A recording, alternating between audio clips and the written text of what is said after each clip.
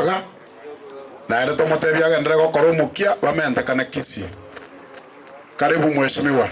Asante. Na bakwa nilimbia more mwesipe. Mbia na inde.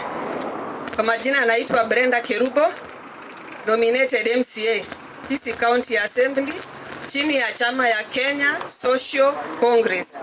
Kile naweza sema, kila tunapoenda vita lazima tuwe na silaha. Vita iliyo mbele ni vita gani? Ya kupiga kura. Silaha ya kupiga kura ni nini? Je, uko kadi?